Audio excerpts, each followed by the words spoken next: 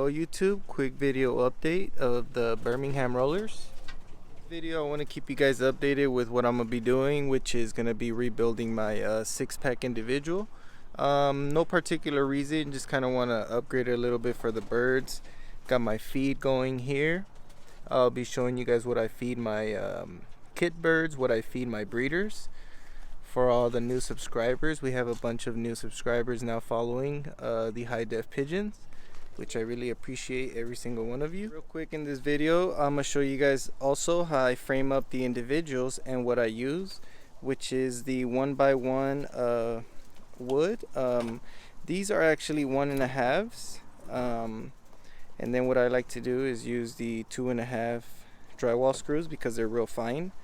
And then for our plywood, the 1.25, real simple, real nice. And I will show you measurements and pieces how I cut them. 6 feet tall, so we're gonna start 6 feet. We're gonna cut 8 of them because we're gonna build 2 separate cages to make it into 6. So now that we have our 6-footers cut, which is gonna be our legs, we're gonna measure 32 24 pieces, 2 for spares, and we're gonna need 22.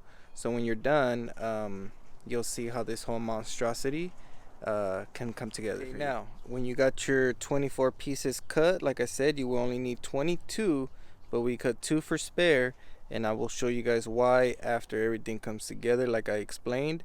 We are gonna mimic the dimensions of the kit box, so once it's done it'll have somewhat of a similar look.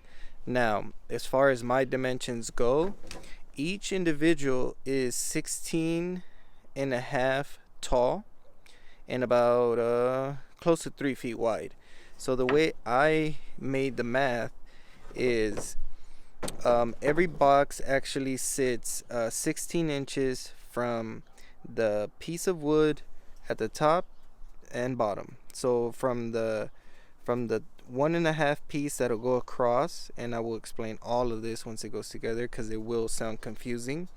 You just want to do the 16 inches from the piece of wood to the piece of wood, and then in between you want to leave a 1.5 inch gap because that will be your shit tray, so, or your dropping tray, sorry, excuse my language. So I already have it marked here. All my markings are, so here's where the 1x1 will go across. This is our gap for our dropping tray, and this is the piece that goes across again like I mentioned, and then once again down here. So this measures exactly 5.5 feet when you do the math.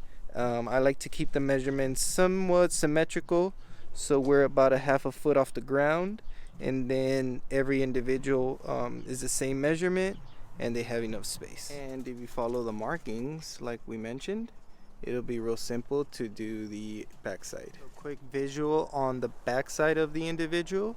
You're only going to use the 1x that goes across, which would be considered your floor.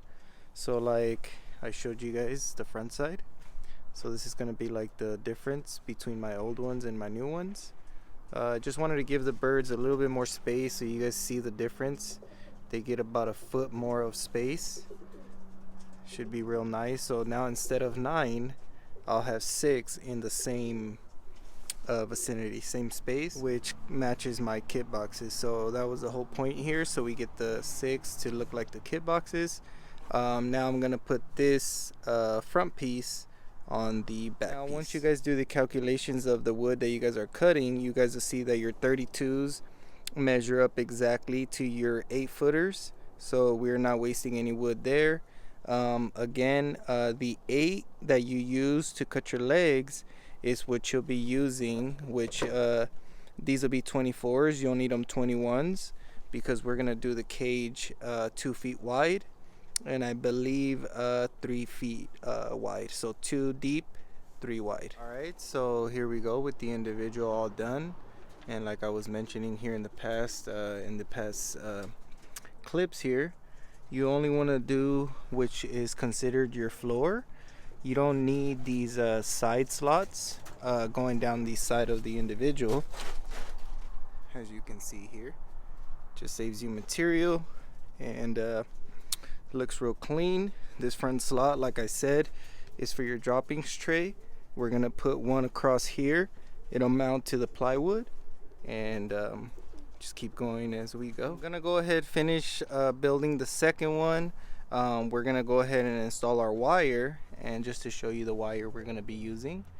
Gonna leave it for video number 2. We're gonna do it in sections. When I built this individual originally, I feel like I missed out on a few steps. I had a lot of questions, so on this one we're just gonna clarify it a lot nicer. So again, 32 length here for the width, 21 is gonna be your measurement for the depth, and then you're gonna go 6 feet tall, so 6 feet from top to bottom, 32 across, 21 in depth, and then like I mentioned, you're gonna need exactly 22 of these that go across, and then you're gonna need 16 of the 21s. Now, as far as plywood goes, you're gonna need 4 sheets of plywood, and I will mention all of those steps in the next video, so make sure to stay tuned, comment, subscribe, and let me know what you guys think.